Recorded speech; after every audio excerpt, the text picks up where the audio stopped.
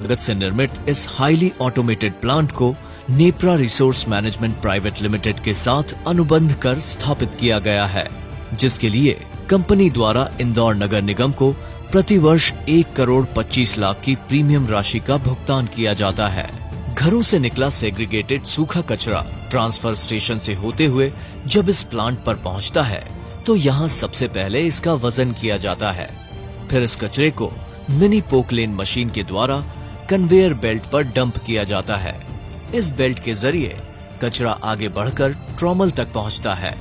यहाँ सबसे पहले कचरे के आकार व मोटाई के हिसाब से उसका पृथक्करण होता है, जिसमें 50 mm से कम, 50 से 300 mm के बीच तथा 300 mm से अधिक मोटाई के कचरों को अलग किया जाता है और इन्हें 10 टन क्षमता के 2 बैलिस्टिक सेपरेटर्स पर भेजा जाता है, जहां पर ऑप्टिकल शॉर्टिंग टेक्नोलॉजी की मदद से इस कचरे से एल्यूमिनियम, आयरन, चमड़ा, पॉलिथीन, कागज, कांच, पेट, रफिया तथा RDF जैसे 13 प्रकार के अलग अलग कचरों को ऑटोमेशन और रोबोटिक्स प्रक्रियाओं द्वारा पृथक किया जाता है।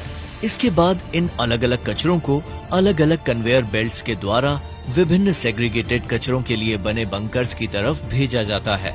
लेकिन इन विभिन्न प्रकार के कचरों में से लेदर, कांच व धातु को बंकर में न भेजते हुए अलग अलग बॉक्स में इकट्ठा कर लिया जाता है। इस अत्याधुनिक प्रक्रिया द्वारा 100% पृथक्करण संभव हो पाता है।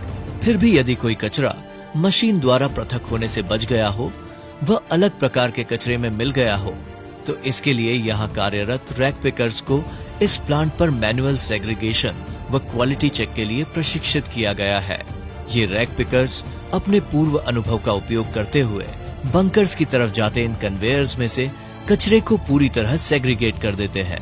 अंत में बंकर में पहुंचे इस सेग्रीगेटेड सूखे कचरे को बेलिंग मशीन द्वारा व्यवस्थित रूप से निश्चित आकार के छोटे गड्ढों में बांध दिया जाता है, ताकि इसे उठाने व परिवहन में आसानी हो सके।